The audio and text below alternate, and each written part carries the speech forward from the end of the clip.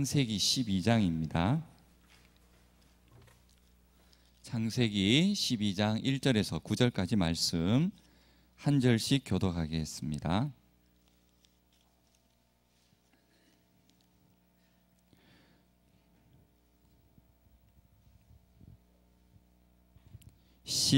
창세기 12장 1절에서 9절까지입니다. 12장 1절입니다. 여호와께서 아브라함에게 이르시되 너는 너의 고향과 친척과 아버지의 집을 떠나 내가 내게 보여줄 땅으로 가라.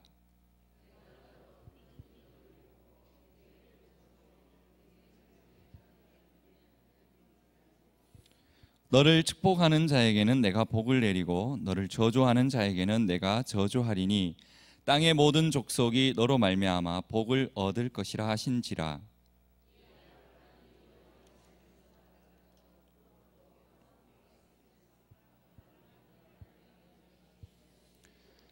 아브라함이 그의 아내 사레와 조카 롯과 하란에서 모은 모든 소유와 얻은 사람들을 이끌고 가나안 땅으로 가려고 떠나서 마침내 가나안 땅에 들어갔더라.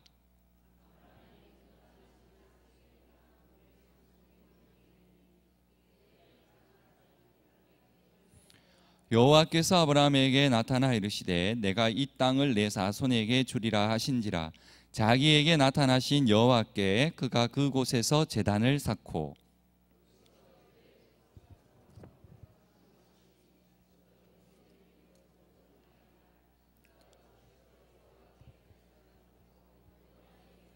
구절 같이 읽겠습니다. 점점 남방으로 옮겨 갔더라. 아멘. 한 번 더 기도하겠습니다.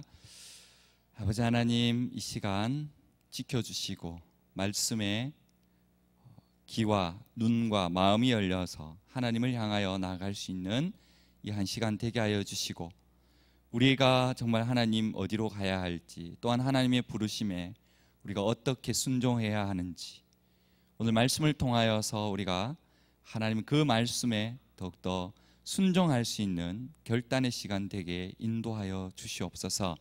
말씀을 사모하는 마음으로 받겠사오니 함께하여 주시고 역사하여 주시옵소서. 감사하고 예수님의 이름으로 기도드립니다. 아멘.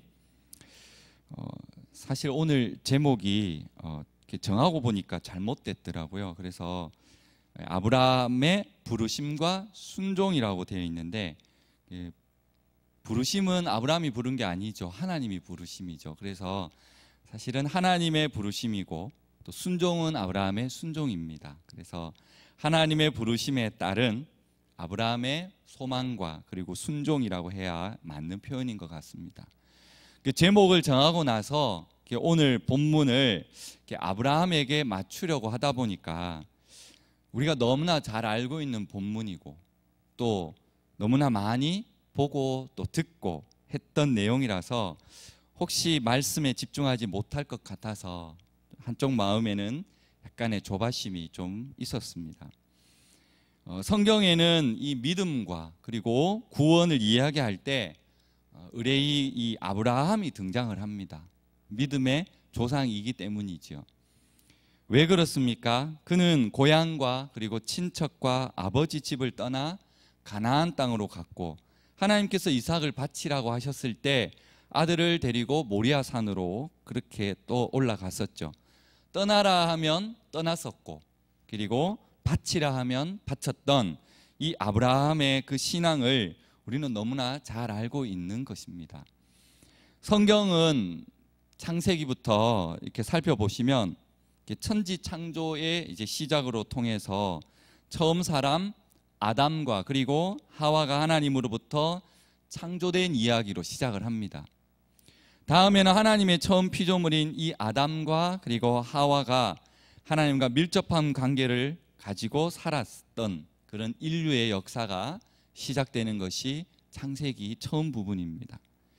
이 아담과 하와가 하나님의 그러한 금령을 어기고 에덴 동산에서의 삶을 상실한 이후에 다가온 변화는 단순히 인간이 그냥 생명이 짧아진, 어떻게 보면 그 수명이 다해서 죽는, 그렇게 비춰지는 듯하지만 그것은 아니라, 그것은 사람이 하나님의 존재까지도 잊어버리는, 창조주인 하나님을 잊어버리는 그러한 상태까지 가게 되는 것이죠.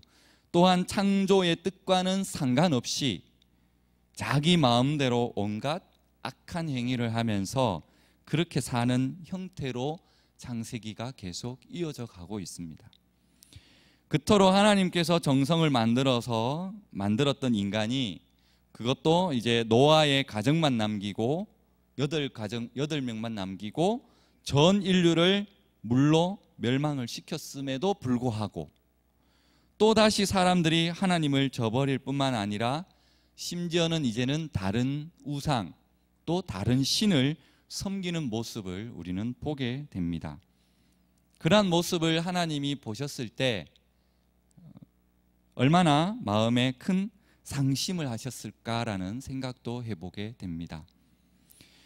이 아브라함의 고향은 갈대아 우르입니다. 너무나 많이 들어보셨죠?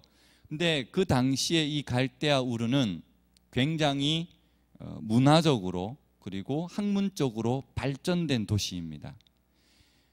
갈대아 우르는 그 아브라함 시대에 그 집터를 연구한 보고서가 있습니다. 고고학적으로 자료를 찾아보니까 벌써 그 당시에 벽돌을 만든 것을 구워서 벽돌을 만들어서 사용을 했고요. 또 1층 집이 아니라 2층 집으로 또 방마다 10개 내지는 20개의 작은 방들로 만들었다는 그런 이야기가 있습니다. 그래서 위층에는 살림을 살고 그리고 아래층에는 뭐 부엌이나 아니면 빨래터 같은 것을 사용했다는 그런 기록이 있습니다. 그리고 또 하나 중요한 것이 이제 뒷방이 있는데요. 뒷방에는 반드시 우상의 제단을 두는 그런 골방이 있었다는 것입니다. 그만큼 그 당시에 이미 우상을 숭배하고 있었다는 것이죠. 그러나 그와 동시에 영적으로는 우상 종교의 암흑 시대이지만 또한 부패한 시대였다는 것을 우리는 알게 됩니다. 사실 아브라함의 고향 땅의 그 이름이 우르인데 이 자체 뜻이 뭐냐 하면 빛 또는 불이라는 뜻입니다. 즉 불을 숭상하는 우상 숭배의 땅이 바로 우르입니다. 어쨌든 그 시대는 우상을 지극히 섬기던 타락하던 시대는 분명했다는 것이죠. 그러한 환경에서 아브라함이 하나님의 부르심을 받게 됩니다. 그렇다고 그 시대가 전혀 하나님을 모르는 시대도 아니었습니다. 성경 그 연대를 살펴보면 아브라함이 어린 시절에 노아와 함께 살았을 것 같습니다. 왜냐하면 창세기 9장 28절에 보면 노아 홍수 이후에 노아가 350년을 더 살았습니다. 그러니 노아와 그리고 아브라함이 같은 연대에 살았을 가능성이 많죠. 노아 시대도 여호와 하나님을 알기는 알았지만 그 하나님을 배반했던 것 같이 오늘 이 아브라함 시대에도 그와 같은 유사한 형태를 띠고 있습니다. 그래서 로마서 1장 21절에 보면 하나님을 알되 하나님을 영화롭게도 아니하고 감사하지도 아니하고 오히려 그 생각이 허망하여지며 미련한 마음이 어두워졌다라고 기록합니다. 말 그대로죠. 하나님을 알되 하나님을 알고 있었지만 하나님을 배반하는, 때로는 하나님을 모른 채 하는 그러한 시대가 바로 이 아브라함의 시대였습니다. 그러한 환경 속에서 아브라함은 하나님을 섬긴 사람입니다.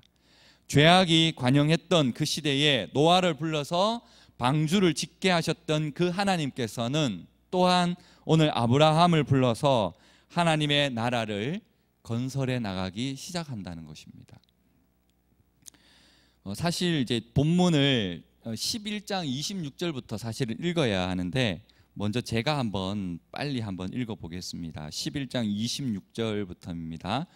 데라는 70세에 아브람과 나홀과 하란을 낳았더라. 데라의 족보는 이러하니라. 데라는 아브람과 나홀과 하란을 낳았고 하란은 롯을 낳았으며 하란은 그 아비 데라보다 먼저 고향 갈대아인의 우르에서 죽었더라. 아브람과 나홀이 장가 들었으니 아브람의 아내의 이름은 사레며 나홀의 아내의 이름은 밀가니 하란의 딸이요 하란은 밀가의 아버지이며 또 이스가의 아버지더라. 사레는 임신하지 못함으로 자식이 없었더라. 데라가 그 아들 아브람과 하란의 아들인 그의 손자 롯과 그의 며느리 아브라함의 아내 사레를 데리고 갈대아인의 우르를 떠나 가나안 땅으로 가고자 하더니 하란에 이르러 거기 거류하였으며 데라는 나이가 250세가 되어 하란에서 죽었더라. 왜 제가 이걸 읽었냐 하면 이 하란이라는 곳은 이 갈대아 우르를 출발해서 그리고 약속의 땅인 가나안 땅으로 가는 중간에 위치해 있습니다. 그 데라가 하란에서 계속 머물러 있었다는 사실이 성경 본문을 읽으면서 궁금해졌습니다. 분명 31절에 보시면 데라가 자신의 고향 갈대아 우르를 떠나서 그 목적지는 하란이 아니라 가나안 땅입니다. 그런데 데라는 오는 도중 하란에 머물러서 그곳에서 죽었습니다. 왜 그랬을까요? 또 하나님이 아브라함을 처음 부른 곳은 오늘 12장 1절에 읽어보면 그냥 하란인 것 같습니다. 그렇지만 결코 그렇지 않습니다. 하란이 아닌 갈대아 우르에서 이미 하나님은 아브라함을 부르셨던 것이죠. 그것이 사도행전 7장에 나옵니다. 제가 읽어드리겠습니다. 사도행전 7장 2절 4절입니다. 스데반이 이르되 여러분 부형들이여 들으소서. 우리 조상 아브라함이 하란에 있기 전 메소포다미아에 있을 때에 영광의 하나님이 그에게 보여 이르시되 내 고향과 친척을 떠나 내가 내게 보일 땅으로 가라 하시니 아브라함이 갈대아 사람의 땅을 떠나 하란에 거하다가 그의 아버지가 죽음에 하나님이 그를 거기서 너희 지금 사는 이 땅으로 옮기셨다. 이미 하란이 아닌 갈대아 우르에서 하나님은 아브라함을 불렀었습니다. 그리고 또한 여호수아 24장에 가면 또 이렇게 기록합니다. 여호수아가 모든 백성에게 이르되 이스라엘의 하나님 여호와께서 이같이 말씀하시기를 옛적에 너희의 조상들 곧 아브라함의 아버지 나홀의 아버지 데라가 강 저쪽에 거주하여 다른 신들을 섬겼으나 내가 너희의 조상 아브라함을 강 저쪽으로 이끌어내어 가나안 온 땅에 두루 행하게 하고 그의 씨를 번성하게 하려고 그에게 이삭을 주었더라. 두 말씀을 종합해 보면 당시 아버지는 그 가족을 대표하는 가장이죠. 아내와 자녀들에 대한 모든 권한을 그 가장이 가지고 있습니다. 그래서 가나안 땅을 행할 때 갈대아 우르를 떠나는 데에 있어서는 바로 데라의 결정이 매우 중요하게 작용을 합니다. 이렇게 11장 31절에 보시면 자신의 식솔들을 모두 데리고 갈대아 우르를 떠나서 이 가나안 땅으로 가는데 그러한 모습과 그리고 오늘 12장 5절에 하란에서 하나님의 부르심을 듣고 하란을 떠나는 아브라함의 모습이 거의 흡사합니다. 하지만 데라는 가나안 땅으로 오던 길에 하란에 머물다가 그곳에서 생을 마감하죠. 그렇다면 데라는 본래 가나안 땅으로 가려던 그 길을 멈추고 왜 하란에서 멈췄을까요? 반대로 말하면 하란에 계속 머물지 않고 그것을 떠나서 가나안 땅에 들어온 아브라함의 행동에는 또한 어떠한 의미가 있겠습니까? 이런 질문들을 염두에 두고 오늘 말씀을 좀 살펴보고자 합니다. 먼저 첫 번째는 하나님의 부르심과 약속이 있습니다. 하나님이 이 아브라함에게 말씀을 하시는데 바로 1절이죠. 너는 너의 고향과 친척과 아버지 집을 떠나 내가 내게 보여줄 땅으로 가라. 여기서 하나님의 명령은 한 가지 동사가 있습니다. 가라는 거죠. 근데 이 가라는 것만은 온전하지가 않습니다.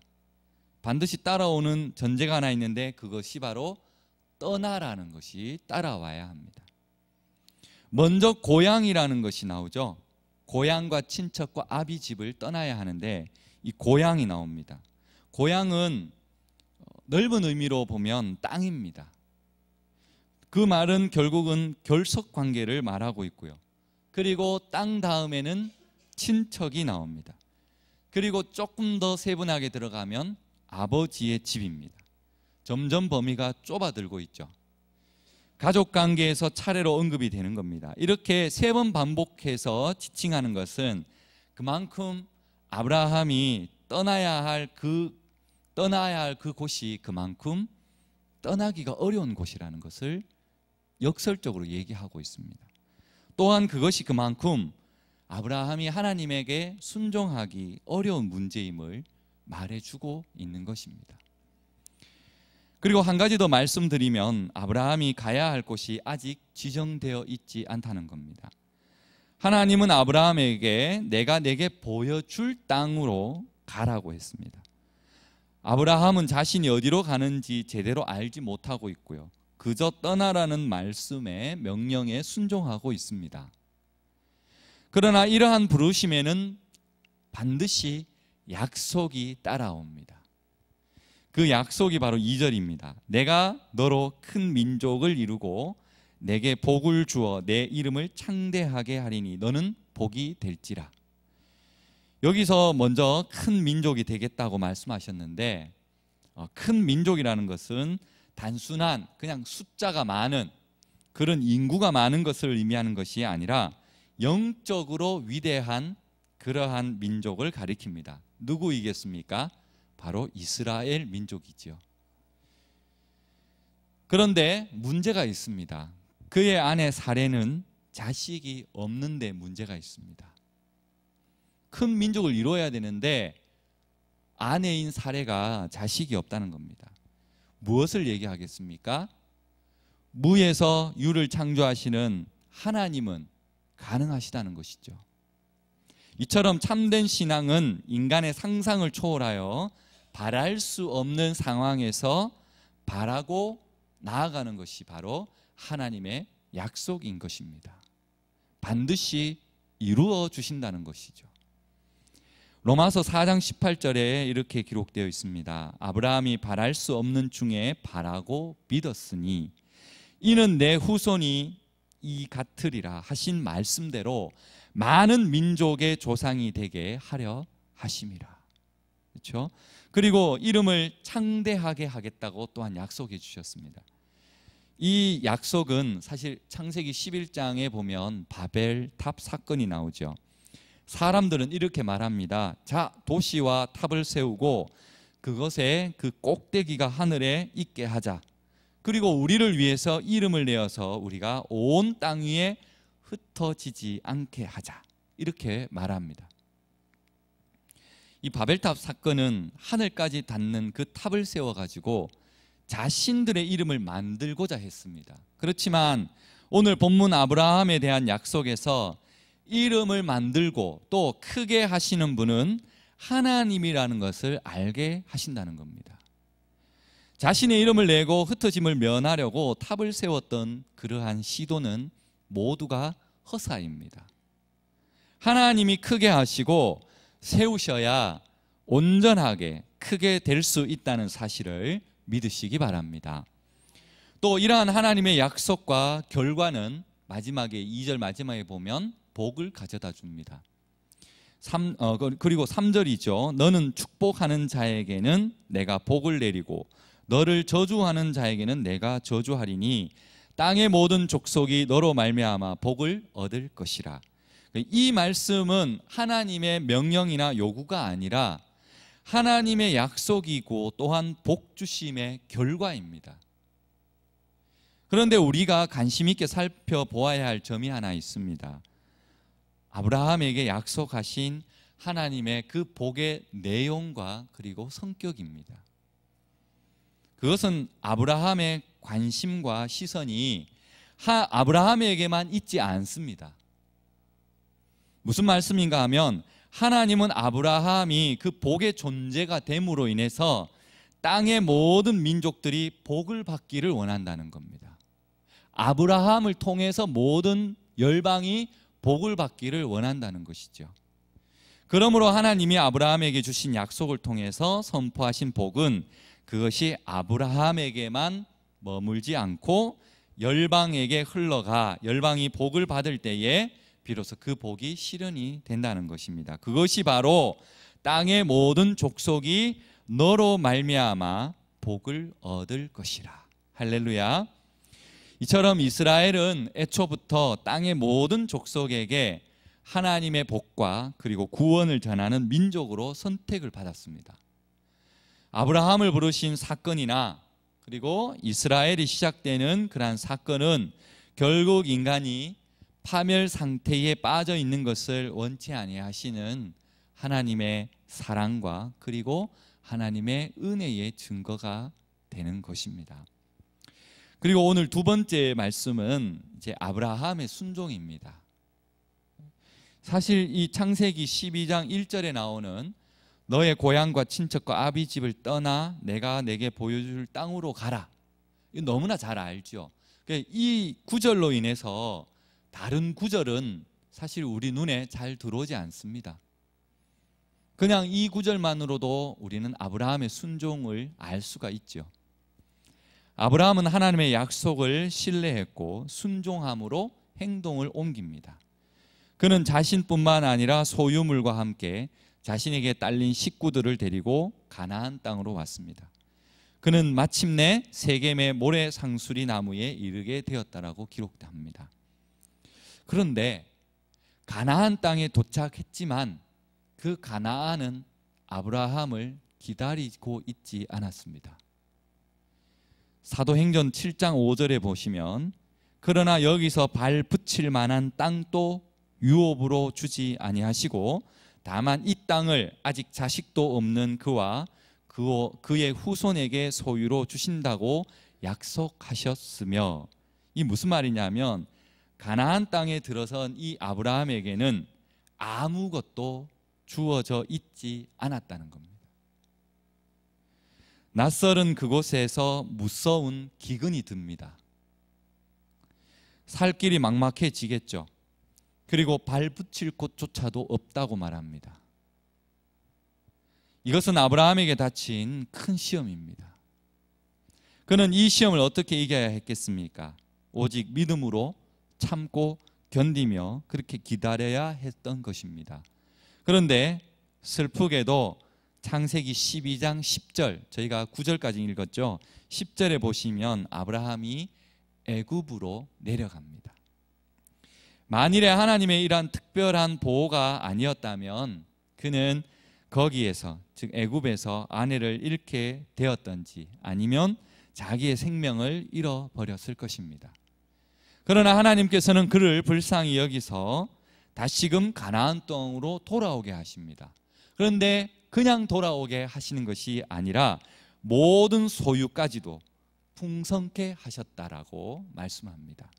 하나님께서는 하나님이 택하신 백성을 우리가 다 알지 못하는 방법, 그리고 다 알 수도 없는 방식으로 하나님께서는 돌보시고 계시다는 것을 믿으시기 바랍니다. 이처럼 하나님께서는 아브라함을 부르시듯이 오늘 우리에게도 사명을 주시고 부르십니다. 그 부르심은 의미 있는 삶의 시작이 된다는 것을 저와 여러분이 고백했으면 좋겠고요. 하나님 안에 이러한 깊은 뜻이 있다는 것을 또한 믿음으로 나아갔으면 좋겠습니다. 이 시간 예배하고 있는 것은, 예배 드리고 있는 것은 하나님의 부르심에 있는 그 시간 안에 있는 것입니다. 오늘 부르심이 우리에게 기회가 될 줄 믿습니다. 위기 가운데 있을지라도 아니면 어떠한 어려움에 있을지라도 바로 기회를 주시려고 우리를 부르셨다는 것을 고백하는 저와 여러분이 되시기를 소망합니다. 하나님이 우리를 부르실 때 깊은 뜻이 있고 또한 우리에게 주시려고 하는 그러한 의미가 있다는 것입니다. 아브라함을 부르시는 그 순간 합당하고 올바른 우리의 선택이 필요하다는 것을 보여주셨습니다. 사탄은 끊임없이 우리를 방해하고 있습니다. 어떻게 방해하고 있습니까? 시간이 없다라는 핑계로 우리를 방해합니다. 그리고 너는 할 수 없다라고 미리 포기하게도 합니다. 그리고 해봤잖아, 전에도 해봤는 어떤 그런 경험을 가지고 되지 않는다라고 그렇게 부정적으로 우리에게 속삭입니다. 또 너 아니어도 할 사람이 많다. 사람을 안주하게 만들고 미리 손을 쓸 수 없게끔 그렇게 하는 것이 사탄의 방법이죠. 우리가 쉽게 헌신한다고 하는 것, 또 하나님의 부르심에 아멘이라고 한다는 것이 그리 쉬운 일은 아닐 것입니다. 아직 보지도 못한 땅으로 간다는 것, 그리 쉬운 것도 아니죠. 그러나 떠나는 그 순종이 있을 때 그 후부터는 바로 하나님께서 책임져 주실 줄 믿습니다. 우리가 할 수 있는 일은 없습니다. 하나님을 따라갈 때 하나님께서 책임져 주신다는 것을 믿으시기 바랍니다. 우리가 구약에서 그러한 것을 많이 봅니다. 엘리야가 엘리사를 불렀을 때 소를 잡고 잔치를 벌이고 쟁기를 태워 버렸죠. 그건 무엇을 의미합니까? 바로 하나님께서 엘리사를 세우시겠다는 것을 의미합니다. 그리고 신약에서는 베드로와 안드레가 그물을 잡는 배와 그물을 다 버렸죠. 하나님이 그들을 어떻게 했습니까? 제자로 삼아 주셨죠. 이렇게 행동하는 것, 이렇게 결정하는 것, 왜 이것이 어렵겠습니까?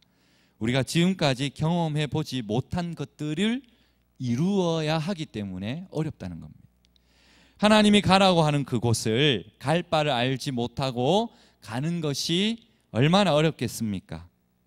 경험해 보지 못한 삶을 결단하고 발을 내딛는 것이 바로 복의 시작인 줄 믿으시기 바랍니다.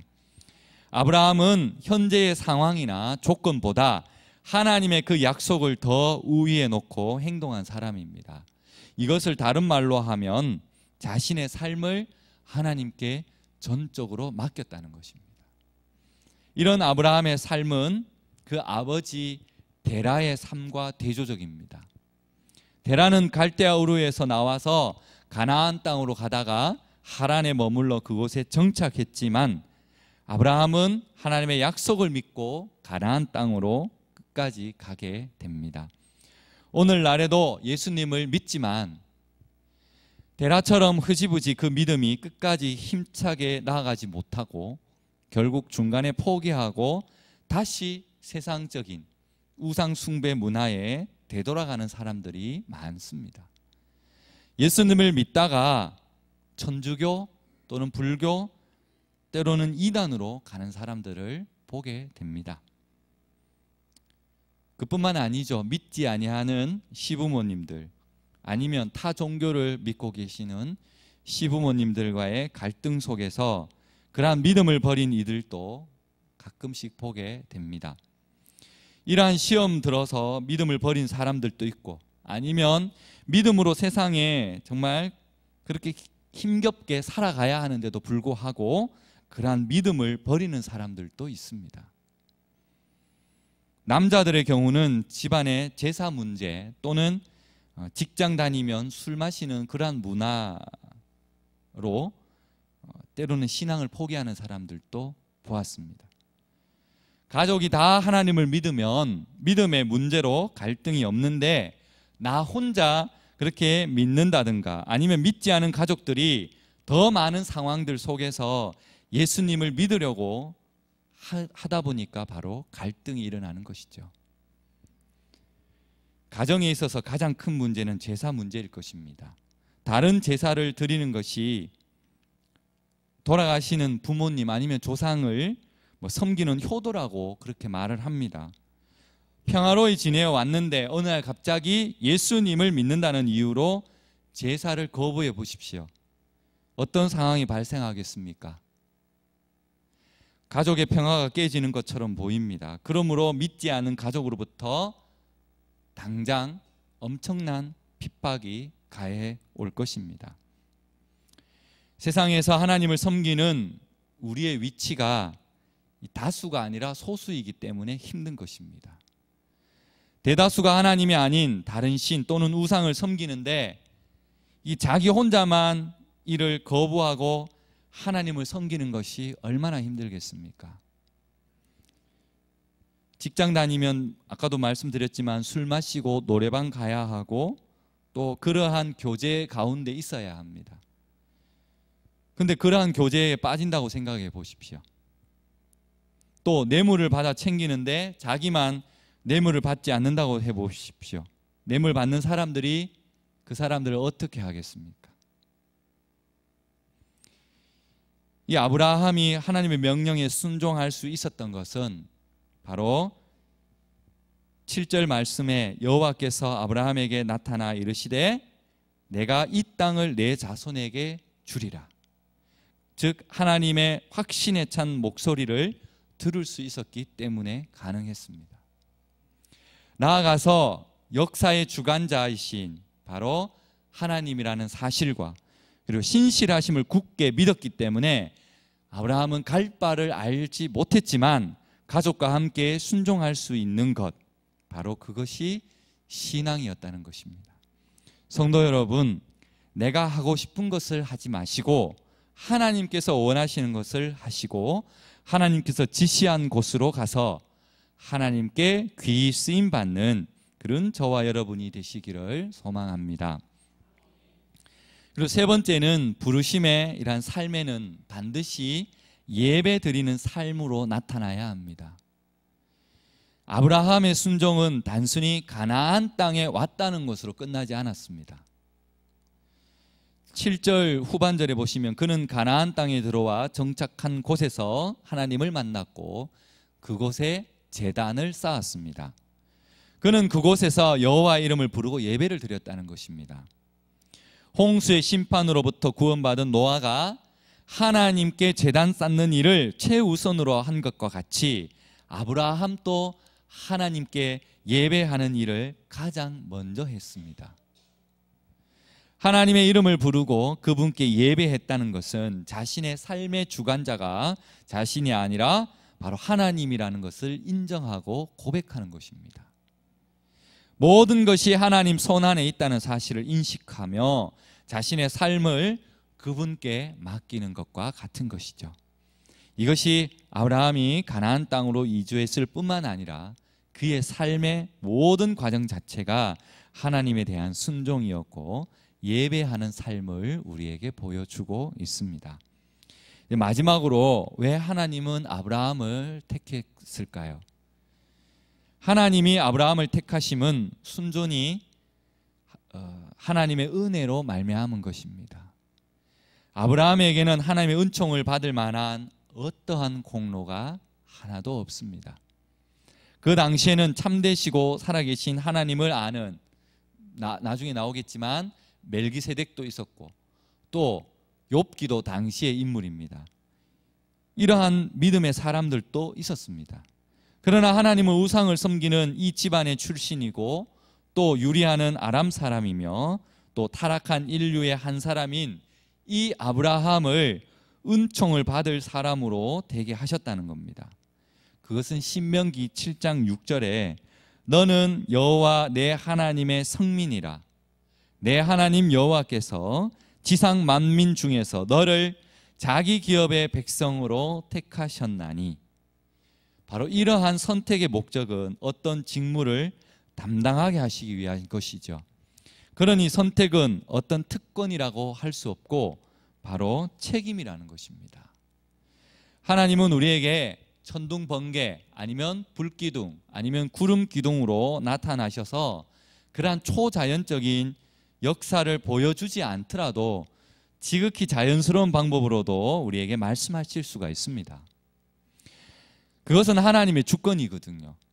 내가 기대하는 방법으로 하나님은 나타나시지 않습니다.